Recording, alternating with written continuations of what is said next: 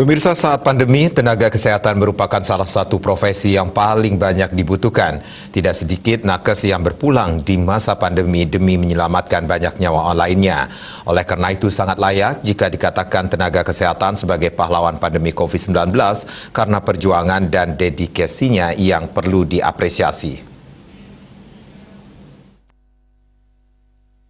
Kepala Pusat Peningkatan Mutu Sumber Daya Manusia SDM Kesehatan Badan Pengembangan dan Pemberdayaan SDM BPSDM Kesehatan Diono Susilo menyatakan pahlawan selama ini identik dengan militer, tapi ternyata nakes juga menjadi pahlawan di masa pandemi. Pemerintah juga melihat para nakes memberikan yang terbaik meski nyawa sendiri dalam ancaman. Para pahlawan ini patut mendapatkan apresiasi dari pemerintah, baik berupa tanda kehormatan, peluang beasiswa, maupun dukungan finansial seperti dalam bentuk santunan kematian bagi mereka yang gugur dalam bertugas pelayanan COVID-19 serta insentif. Pada awal masa pandemi, banyak nakes yang gugur disebabkan faktor ketidaktahuan, di mana masyarakat sering kurang jujur terkait gejala yang dialami atau kontak eratnya. Akibatnya, nakes ikut terpapar. Selain itu juga faktor lokasi pekerjaan dan kelelahan. Seiring waktu, situasi lebih terjaga. Diono berharap dengan pembelajaran tersebut, risiko gugurnya nakes karena bertugas dapat ditekan sekecil mungkin.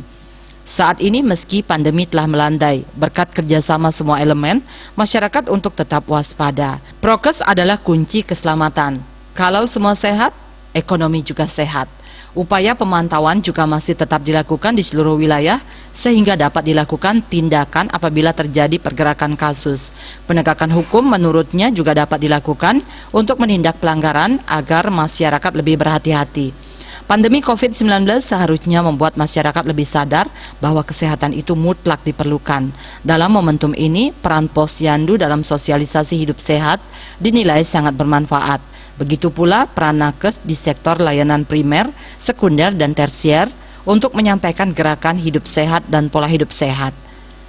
Ketua Persatuan Perawat Nasional Harif Fadilah menyatakan, seharusnya dalam masa pandemi ini semua pihak dapat saling merawat. Perawat memberikan perawatan kesehatan kepada masyarakat sesuai kompetensinya, sedangkan masyarakat juga merawat motivasi sehingga semua dapat bertahan melawan pandemi. Agung Darmada, Bali Pos melaporkan.